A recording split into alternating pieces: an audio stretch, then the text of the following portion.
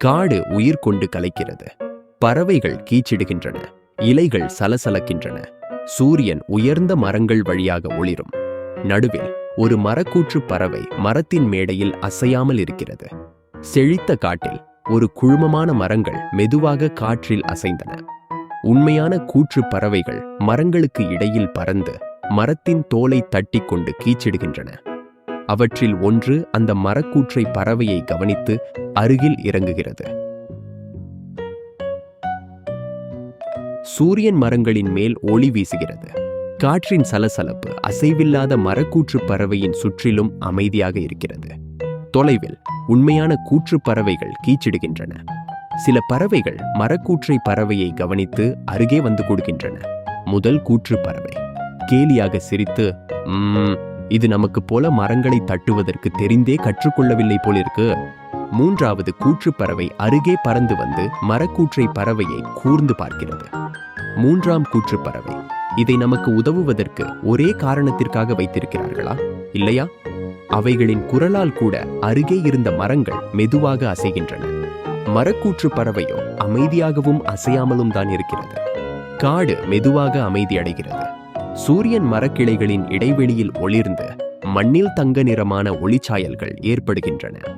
கூற்றுப்பறவைகள் செய்யும் கேலி சொற்கள் மங்கிவிட உயர்ந்த மற்றும் பழமையான மரங்கள் மெதுவாக காற்றில் ஆடுகின்றன. அவற்றின் தீவிரமான ஆனால் நிதானமான குரல் காடெல்லாம் முழங்குகிறது.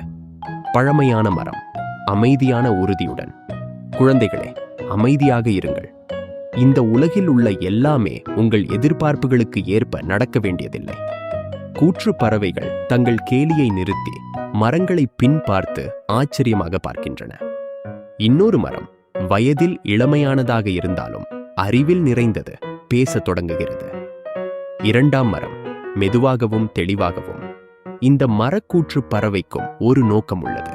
இது தட்டவோ கீச்சிடவோ இல்லை, ஆனால் இது மனிதர்கள் இந்த காட்டை காப்பாற்றுவதற்காக எடுத்துக்கொண்ட பயனுள்ள முயற்சியை நினைவூட்டுகிறது. கூற்று பறவைகள் ஒருவரையொருவர் பார்த்து கொண்டன. அவற்றின் கேலியான முகபாவனைகள் மாறி ஆழ்ந்த சிந்தனையை வெளிப்படுத்தின. முதல் கூற்று பறவை மெல்லிய குரலில், காடை காப்பாற்றுகிறார்களா? எப்படி? பழமையான மரம் மெதுவாக ஆடுகிறது. அதன் இலைகள் மிதமான காற்றில் ஒளிர அது தனக்கே உரிய ஞானத்தை வெளிப்படுத்துகிறது. இந்த மரக்கூற்று பறவை மனிதர்களால் உருவாக்கப்பட்டது. இது நம்மை காயப்படுத்த மாட்டாது. மாறாக இது ஒரு பொருள் படித்த நினைவு சின்னமாக நிற்கிறது. நீங்கள் உணவிற்காக மரங்களை தட்டும் போதும் குயிலில் கூடுகளை அமைப்பதிலும் இந்த மரக்கூற்று பறவை ஒற்றுமையையும் வாழ்க்கையின் இணைந்த தன்மையையும் எடுத்துக்காட்டுகிறது. கூற்று பறவைகள் மெதுவாக தலையசிக்கின்றன. அவற்றின் இறக்கைகள் மெதுவாக ஆடி அவை மரங்களின் அறிவுரையை கேட்டதில் இருந்து ஆழ்ந்த புரிதலை காண்கின்றன. காடு ஒரு புதிய ஒற்றுமையை சுவாசிப்பதைப் போல சலசலக்கிறது. கூற்று பறவைகள் நிதானமாக தலையசிக்கின்றன. அவற்றின் இறக்கைகள் மெதுவாக துடிக்கின்றன. மரக்கூற்றை பறவையை புதிய மரியாதையுடன் பார்க்கின்றன. அது இனி ஒரு கேலிக்குரிய பொருளாக இல்லை, அதன் அர்த்தத்தை புரிந்து கொண்டுள்ளனர்.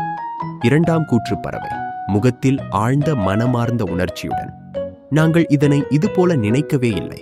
எங்களுக்கு இது உணர்த்தியதற்கு நன்றி. மரங்கள் மெதுவாக ஆடுகின்றன. அவற்றின் இலைகள் சூரிய ஒளியில் பொற்குமிழ்கள் போல மினுங்குகின்றன.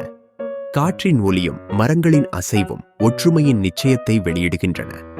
அந்த நாளிலிருந்து கூற்று பறவைகள் மரக்கூற்று பறவையை மதிக்க ஆரம்பித்தன. மரங்கள் பெருமையாகவும் அமைதியாகவும் நின்றன. தங்களை ஒரு சமநிலையான மற்றும் ஒற்றுமையான காடின் அங்கமாக உணர்ந்து கொண்டன.